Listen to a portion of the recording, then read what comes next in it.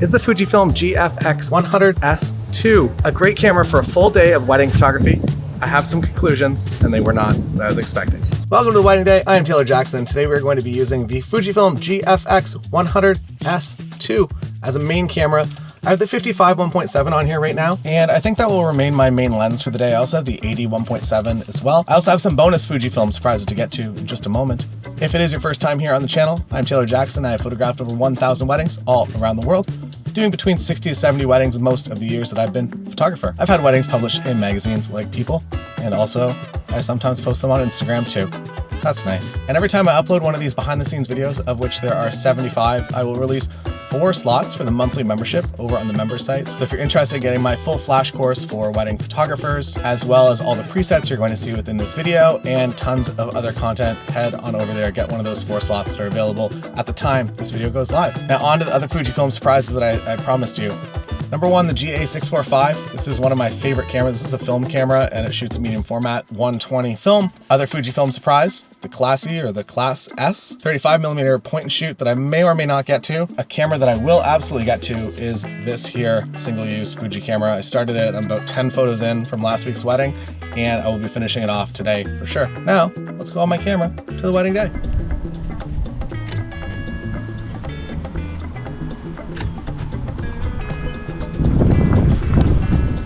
This thing is very intense. The girls are downstairs. Hi everybody. Hello.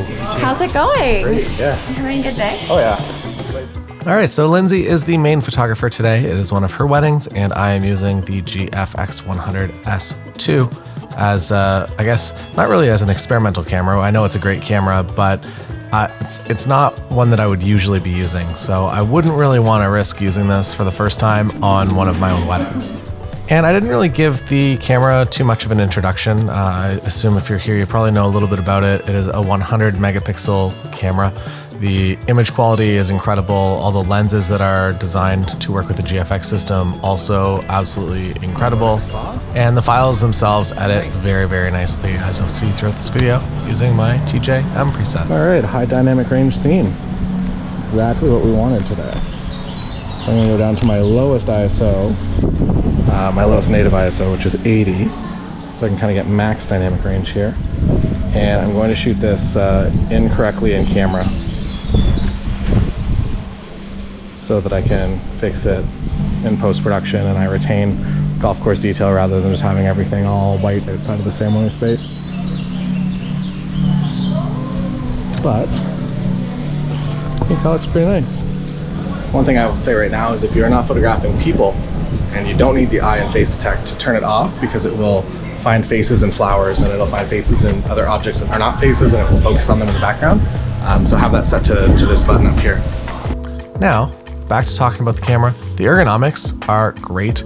I really enjoy, there's a textured grip that the engineering team was really excited about, and I love that grip. It's one of the nicest grips I've ever used on a camera. It feels perfect without feeling too large, if that makes any sense.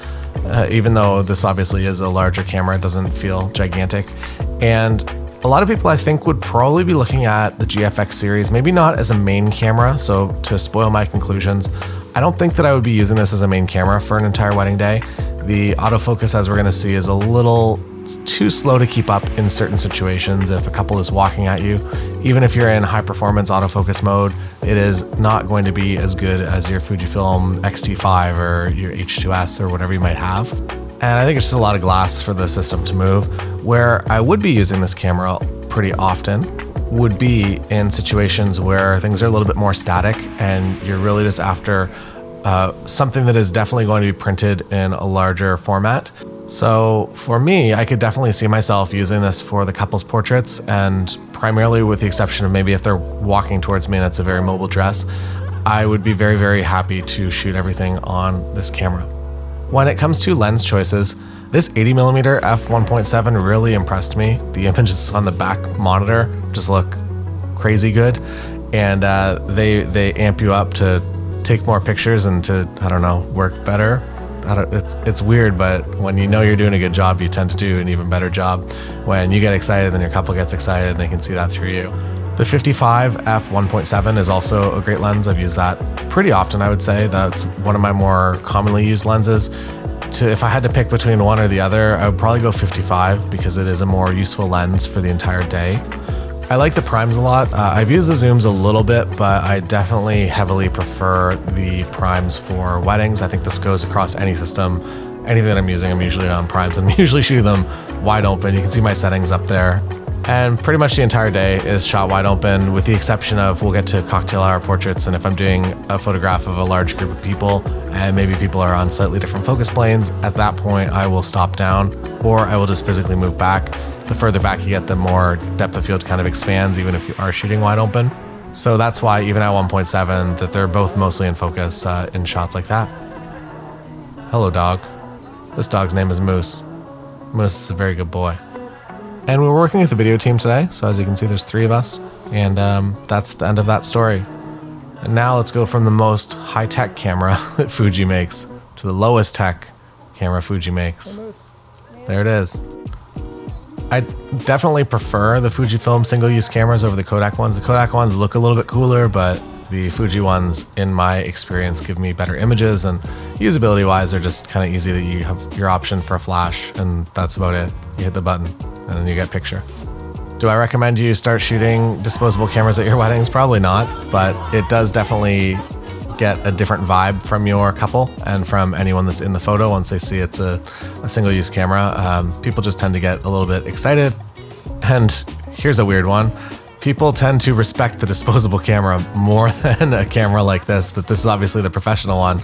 But when you approach them with a single-use camera, you get a completely different feeling, and they pay much more attention to that individual image being taken than they do if you're just out there taking your regular professional pictures. Something special, something to consider, I guess. And the images you're all seeing, so Fujifilm, the built-in simulations, I think I shot, what does it look like up there? Am I on Acros, or I think negative, classic neg. And the reason I'm using my presets rather than the Fujifilm ones is simply because it's a little bit more, it feels more like my work. For my travel work, I do shoot a lot of the film sims, and I just get everything right, and the JPEG is the final image a lot of the time. But for a wedding, there are a few more variables at play, so I like my own preset to standardize my work. And if you do get one of those membership slots that are available, you can do the monthly ones rather than just annual. Usually it's only annuals available. You'll get my full preset collection, and that includes the one that we're using today. And if you do sign up, so you sign up, it's $40. There's no contract or anything. You can cancel after a month if you want. But if you just want to buy the preset collection on its own, it's $89. So you have access to it, and I'm not gonna like come to your house and make you delete presets if you don't renew the next year. So get in on the membership for presets if you do want. Don't just buy them straight out. Now into the ceremony, where the GFX, so I had it in AF performance high mode. If you hit the front function button, I think it comes default. You cycle through all the different boost modes, and I was in autofocus priority mode, or whatever they call it. And the photos, they look fine in 4K, but they're definitely a little out of focus when you look at the full resolution version, which is probably fine, because like images like this, you're not going to be printing, I don't know how big 100 megapixels prints, but it's big. But yeah, I wouldn't recommend using this camera for ceremonies, people walking towards you. It was just a little complex to use. And if you do, if you're familiar with Fujifilm, the autofocus system, you can kind of do single point tracking, I think. So if you lock onto somebody, it'll stay with them. But if you just have face and eye detect enabled, regardless of what size of box you put to try to like put the person in the box to focus on them, it will just be selecting everyone. So people that are on the left and the right, I think it prioritizes the center, but for the most part, my autofocus is kind of all over the place. So I switched back to single point for a situation like this. And I'm also running an autofocus continuous, and yeah, it was just, it was like 95% of the way there. But if you're doing fast frame rate as well, it just doesn't quite keep up as fast as something like an X-T5 would. I do find the autofocus areas to be very special from these two lenses, the 80 and the 55. Is that something your clients are going to notice and book you for? Probably not, but it is something that is nice for myself, I guess, as the photographer again, to kind of be your own hype person and hype yourself up a little bit. When you see some images really come together well, it does give you a little bit more motivation, makes you a little more proud of your work, and maybe that ends up creating a better gallery at the end of the day for you as well. And I should have mentioned this at the beginning actually, but so the 80mm lens, there's actually a crop factor of 0.79. So an 80mm lens is actually like a 60mm lens. So yeah, covering that now. Also, whenever you work this camera too hard, in my experience, this happened to me like 3 times on this day. I'm not sure, this is a production unit, but I'm not sure if it's maybe just early firmware that's going to be fixed. But definitely when I was shooting a lot of sequences and running a lot of data through the camera, I definitely felt some struggles when it came to seeing those error screens. It could also be a card issue as well, but I've used those cards in other cameras without issues. All right, now let's get back to the film photography show. Here we go. I also ended up shooting, the first kiss was pretty long, so I obviously covered it with digital first, but knowing that Lindsay is there as the lead photographer, I also took the liberty of shooting a film shot from the GA645 as well. That's not it, these are from the GFX, but I thought it was fun. I've done the 3 weddings in a row now. I've managed to get the first kiss, or some officiants are doing a second first kiss, and I was able to get it all on film, which was kind of nice. I feel like film is reserved for the special photos of the day, and it's nice to be able to actually capture the real first kiss on film as well. So, digital, film. And the sad news is that after this wedding, this camera decided that it never wanted to turn on again. Not the GFX, the film camera. So, a bit sad, but it's okay. It's to be expected when you're buying older technology, especially technology with electronics in it that's also from the early 2000s. I'm walking backwards with the couple because, one, we kind of all have to, but also to keep them in focus a little bit better. All right, so update. If you turn, there's a button here that goes through all the bonus modes. So you're in regular performance mode. There's also an AF performance enhanced option as well. And I ran that for everyone coming down the ceremony, and I don't know, it was okay. And I was running that for whenever people were moving. When they're stationary and autofocus has time to think, it's totally fine. When people are moving and walking towards the camera at a fast pace, it's very challenging to use this camera. Now, moving into some cocktail hour as well as the reception. I was actually surprised. So I didn't think the high ISO performance of this camera was going to be great, and honestly, it's fine as long as you keep it within reason.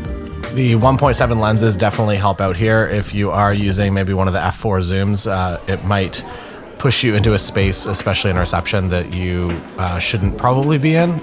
And maybe a note on that, as a photographer, I feel like I'm probably more sensitive to grain than my couples actually are.